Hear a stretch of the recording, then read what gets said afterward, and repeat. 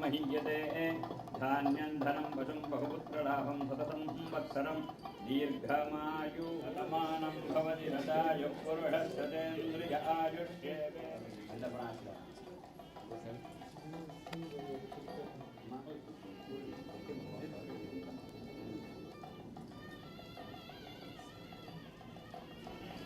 भाग्यमस्ति दत्त्वा जातास्तं विपरेतनः श्रियमेवावरुन्धे श्रीते my कुर्तुनु my बाबा हमें कौन सा पेंद्र मकान दीर्घायु तरी हुआ मकान साधिपदेव दैवतन्नः भगवान् वेङ्कटदेव दैवतन्नः समायुष्यमारोग्यमामि साध्यो भरमानं महीयते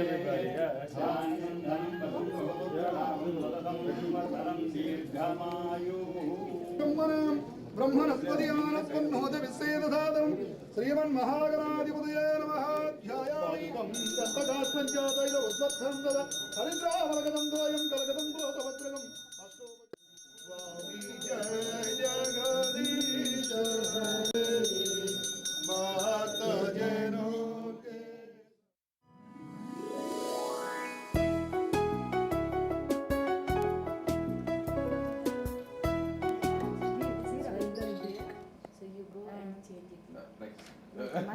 You see me change. And we are giving this all our love. Yeah, like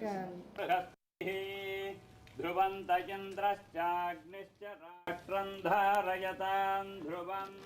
The word vrata in Sanskrit means surrender or giving up something.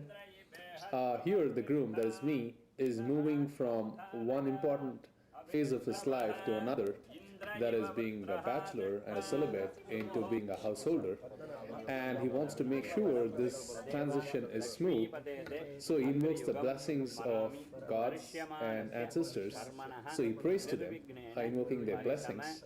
So that is the significance of this ceremony.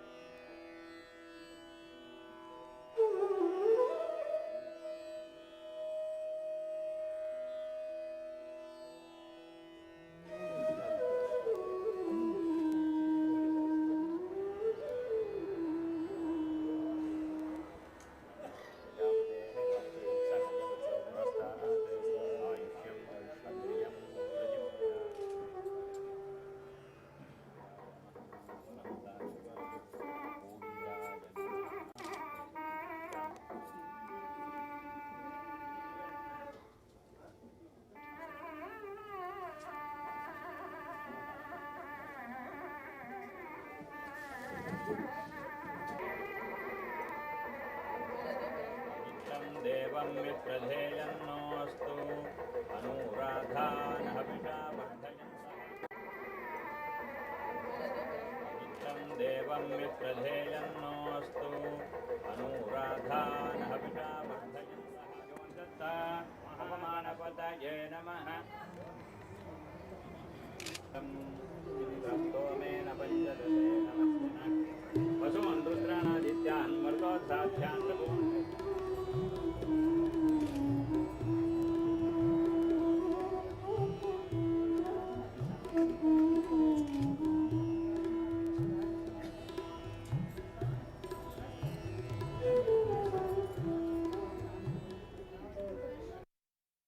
Kashi Yatra. Kashi Yatra in Sanskrit means Kashi is supposedly the most holiest and spiritual city of India, and according to Hindu tradition, every Hindu should visit this city at least once in his or her lifetime. So that absolves the person of all their sins. And Yatra is actually a journey. So the journey to this holy city is the goal of all Hindus, according to the Hindu tradition. So after my bachelorhood, the groom, that is me, is confused whether to get into the householder life with all its trials and tribulations and challenges, or just renounce everything and go to Kashi. So he's in the state of confusion without realizing what to do. So that's why he leaves with a book and an umbrella and just chappals. So the umbrella actually signifies wisdom, and as the groom carries the umbrella, he figuratively thinks wisdom is protecting him during this journey, which is full of challenges. And he carries the book, which is actually the Hindu Bible, which is the Gita, and which helps him to keep his mind centered towards God. And he's just wearing a loincloth, which signifies renunciation. He's renouncing all material possessions, and he is prevented from going by the father-in-law, that is the father of the bride, and he says, "Hey, my daughter will help you to go through these tribulations without a problem, so I want you to come back." So that is what we see here. Last chance to run away. That you have to do it. No, then bye. Buy a diamond jewelry, all gold, everything. I'm going to run. I'm going to start. Okay, that's fine. I'm generous. ಗೊತ್ತಿದ್ದಾರಲ್ಲಿ ನಿಮಗೆ ಕೊಡ್ಬಿಡಿ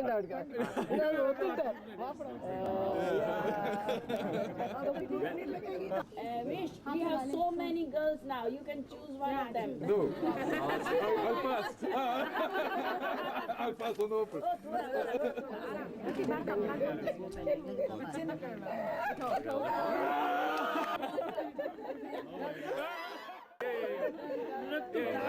Garland exchange, actually in my language is called Malay Matal. Malay is garland and Matal is exchange. So here the exchanging of garland between me and Depyka signifies the unification of our souls, and it's flowers because we are unifying the fragrance of each other's souls and accepting each other's fragrance. That is the significance of this ceremony.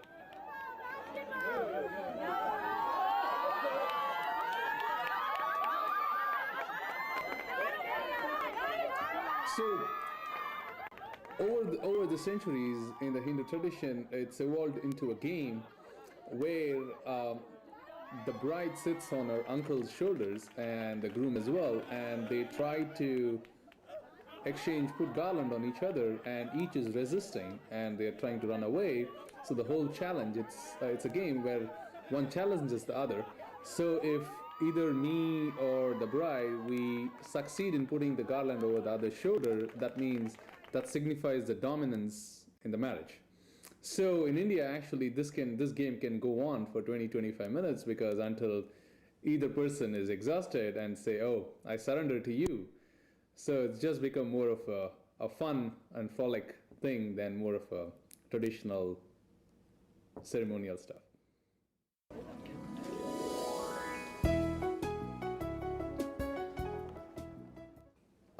The swing ceremony is very interesting because the bride and the groom, that is me and Depyka, we sit on a swing and there are chains in the swing.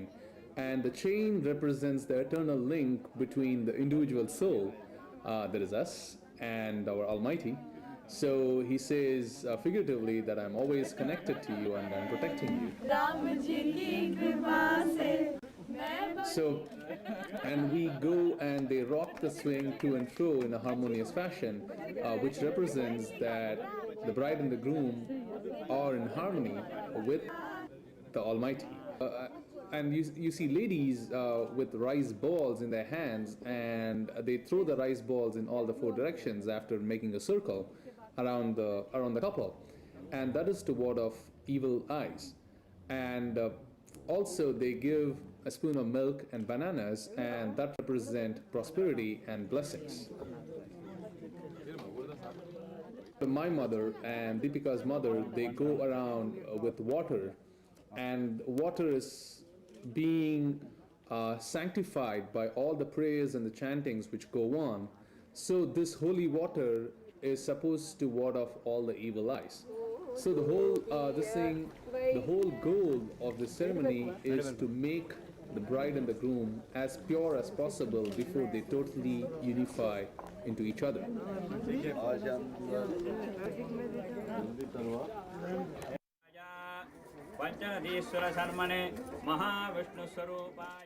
Kanyadan, Kanya signifies in Sanskrit the girl, and Dan is giving away. So just as we see in the Western culture where the father of the bride, he walks down the aisle bringing his daughter, and he is giving his daughter away in marriage.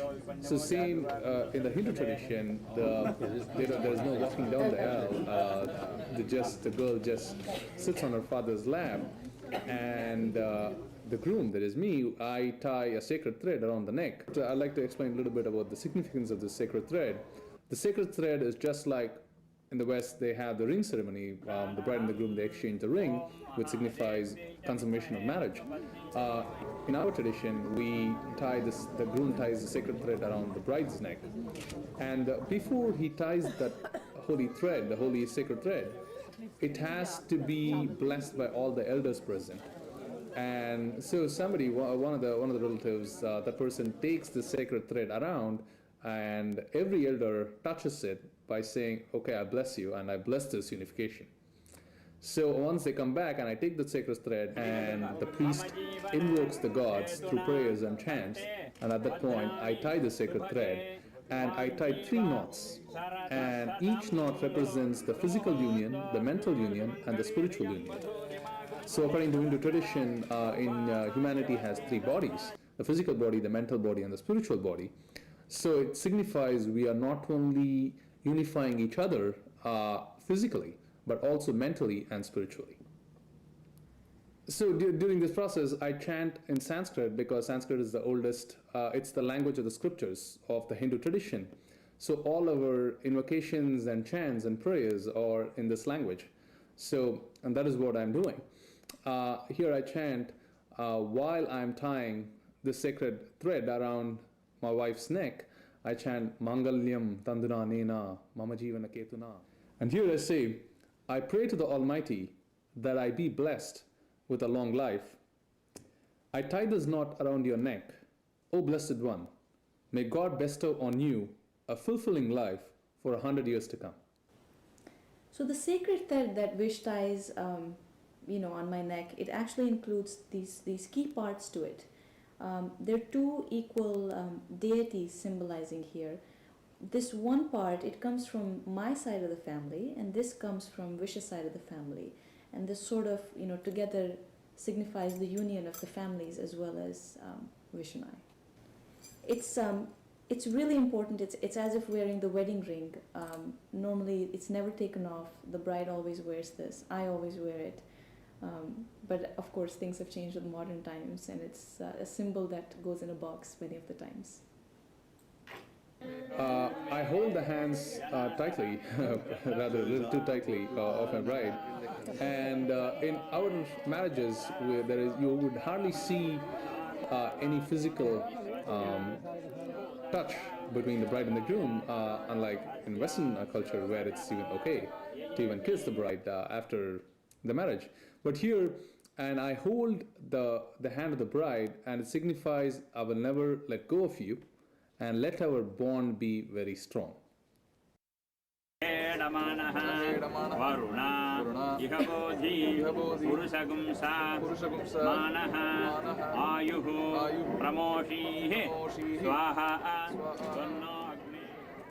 Agni Pradakshina, the bride and the groom, that is I and Depyka, we go around the fire 4 times. And each and every time we go around the fire, there is a particular significance in the Hindu ceremony. And the first circle we do is for dharma or righteousness.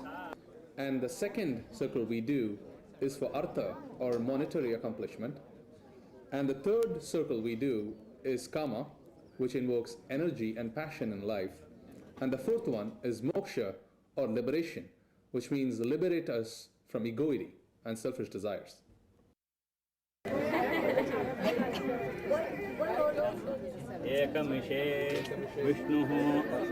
Saptapadi.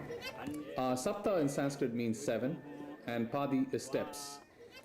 Here we go, the groom, that is me, I hold the finger of Depyka and her toe, and we take 7 steps. And there is a stone, and the stone signifies the solidity in our relationship. And each and every time I take her toe over the stone and I lead her through these 7 steps. And each and every step has a particular significance in the Hindu tradition. The first step is for healthy food, pure healthy food, that is. The second is for strength, and the third is for wealth, and the fourth is for harmony, and the fifth is for children, and the sixth for self-restraint, and the seventh for eternal unity. And after every step, it's important, both the bride and the groom, we vow. We affirm these 7 vows. I'm chanting in Sanskrit here, and the mantras or the invocation means to love, be a friend, share, be of one mind, and tread the path of life together. Mount on the stone, and let thy mind be rock firm, unperturbed by the trials and tribulations of life. And once these 7 steps are completed, they are declared husband and wife.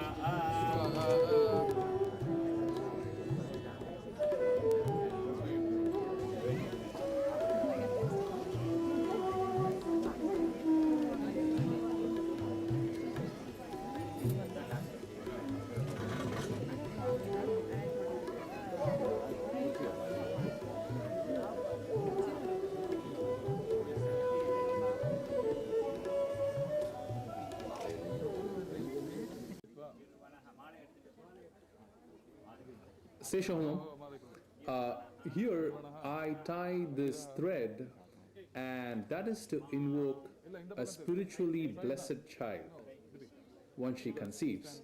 So we chant saying, let us have a spiritual child, and that is the reason I tie it around the waist.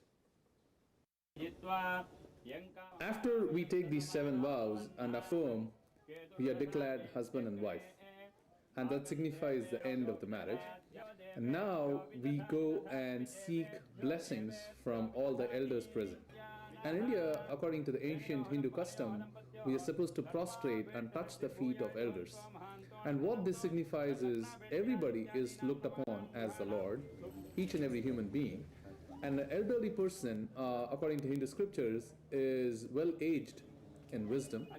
So as we surrender ourselves at their feet, and surrendering means giving up the ego, so we go lay flat at their feet and ask them, please impart some of your wisdom onto us. And that is the reason both of us prostrate, and you see the elders putting flowers and rice over our heads, giving us blessings. May you live 100 years happily, have hundreds of children. So the rice represents be prosperous, and the flowers represents their love.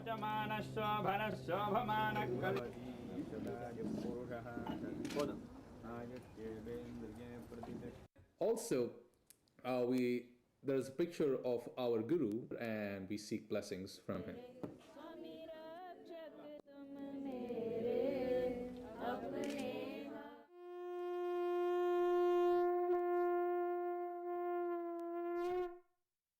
So right after the Vedic ceremony is done, and we go around the fire and take everyone's blessings, there's the fingerprinting that takes place, or it's called Thapa Lagwana, and basically full hand fingerprints are taken.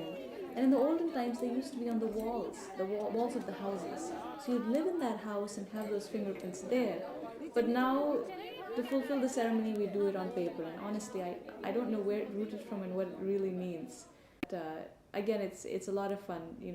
We put both of our hands, right and left, next to each other's after the marriage, and give our fingerprints. So this fun relationship between the groom and the sister-in-laws, there's actually a special part of the ceremony that's dedicated to this, and it's a highlight for, you know, my cousins or my friends. They really look forward to this, and they really contemplate and plan this out well in advance. And you know, the groom and his side, so his brothers, his cousins, his friends, they get involved in counteracting this. So the whole idea is to steal the groom's shoes when he takes them off to step on the altar and get married. And the sister-in-laws, they steal the shoes and they hide them. And after the wedding, the idea is that in exchange for his shoes, so that he can go home and take his bride home, he needs to pay them something. So they demand a gift from him. And you know, it's a long tassel that continues for a while. But it's a lot of fun. Many times the groom gives money to the sister-in-laws and friends. And in our wedding, we actually gave silver anklets to all of the sister-in-laws that were there.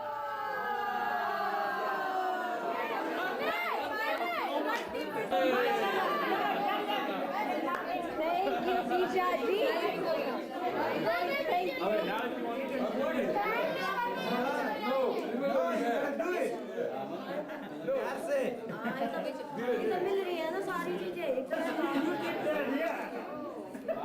Thank you.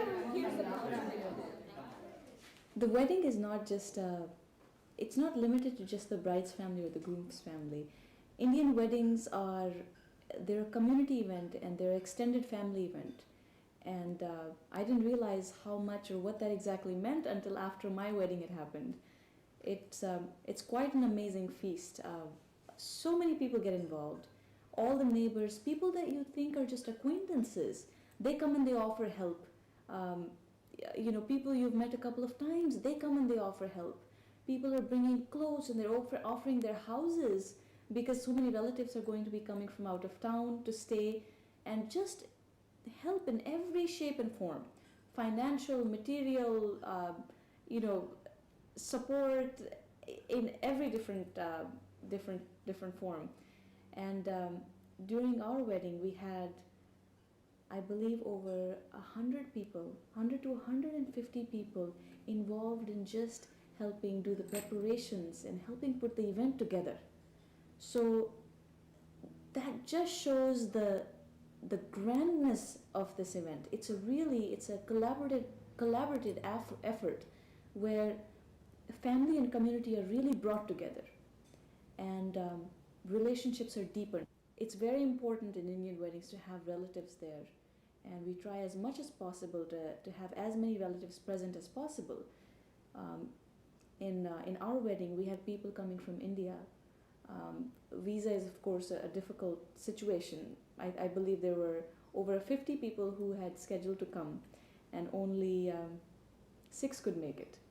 So it's unfortunate, but we had people show over from all over the world, all over America, and they were staying at neighbors' houses and family houses, and the entire week my own house was filled with people. It was really, doors were open, anybody was welcome to come. There was always food available, there's always tea available, and everybody's involved in helping. Somebody's putting flowers, somebody's making garlands, somebody's making thank you cards, whatnot. I mean, everybody's involved. My friends who had come from all over the place, you know, they're staying at my house, and they contributed so much to the wedding and in preparations, and that's the fun of it. That's what makes it unique.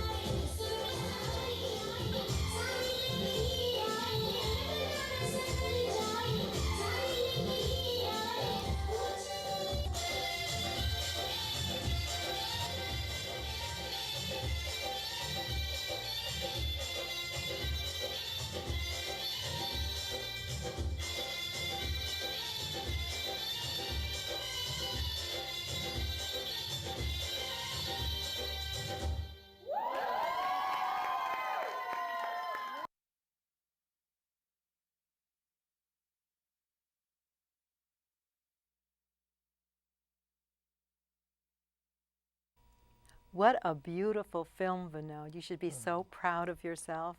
Thank you, Yeah. Marlene. Tell me, do women now have equal rights in India? Oh, you bet. Really? Women have equal rights in India. And you know, in India, 40 years ago, in 1966, they had a woman prime minister as head of the state, Indira Gandhi, as Right. you know.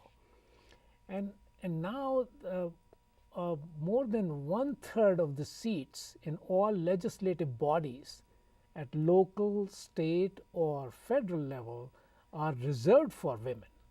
And women freely participate in all walks of life, in education, workplaces, in any professional jobs, or you know, any media or whatever it may be, and many of them rise to the top. So things have certainly Oh, changed. you bet. You know, Really? my wife is a PhD in English literature. Really? My mother, who is in her mid-80s, went to college, and she was an employee with the government of India for 32 years before she retired. Wow, that's amazing. I'm sorry to interrupt Yeah. you. We only had a few seconds left, but I want to thank you so much Oh, thank for you. coming here and sharing your beautiful film with us. Really Vinod. appreciate it. Thank you, very Marlene. Thank you. much. Thank you.